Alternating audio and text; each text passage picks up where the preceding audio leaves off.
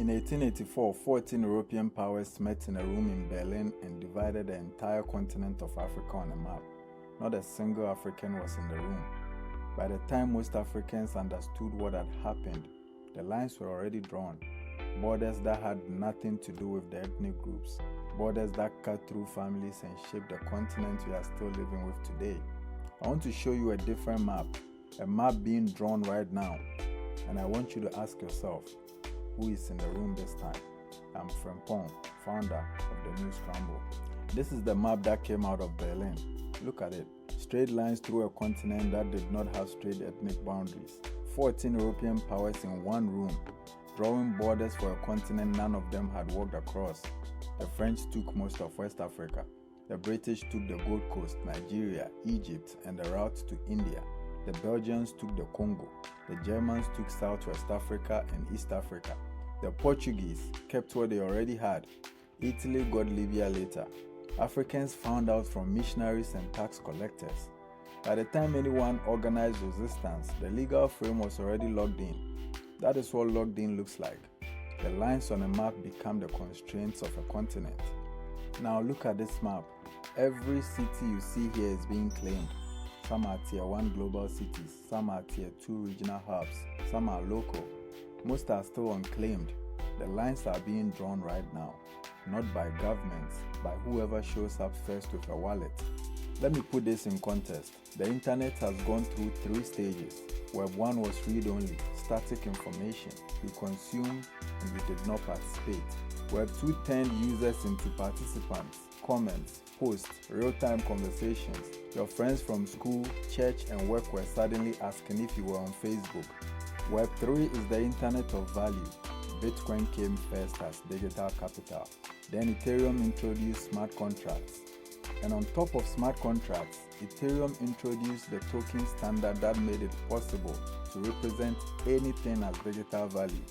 Music, art, stocks, real estate, land.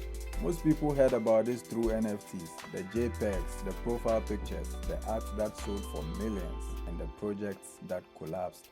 That was the cultural surface of something much bigger underneath.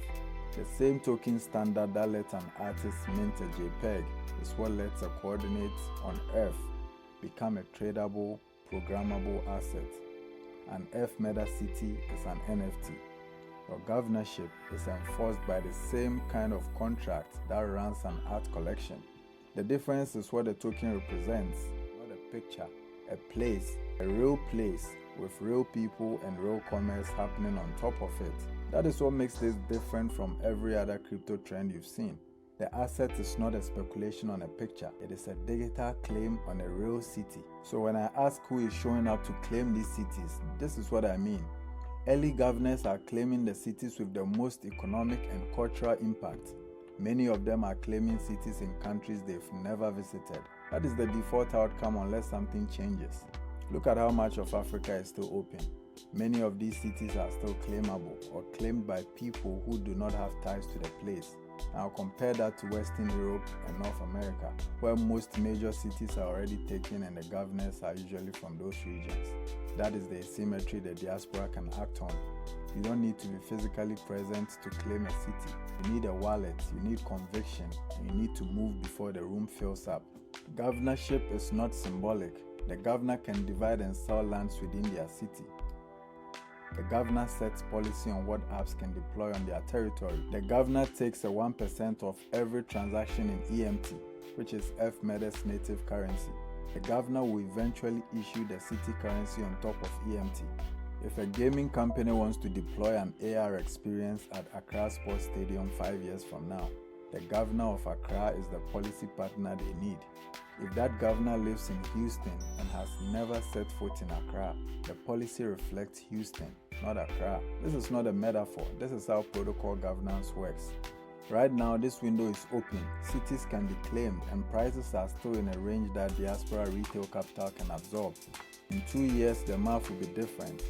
Once developers start building on the API, the cities that have commerce flowing through them will reprice. The cities that are still cheap today will not be cheap then.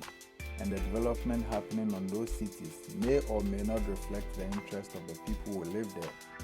That is what the 1884 parallel means in practice. The lines get drawn while most people are not paying attention.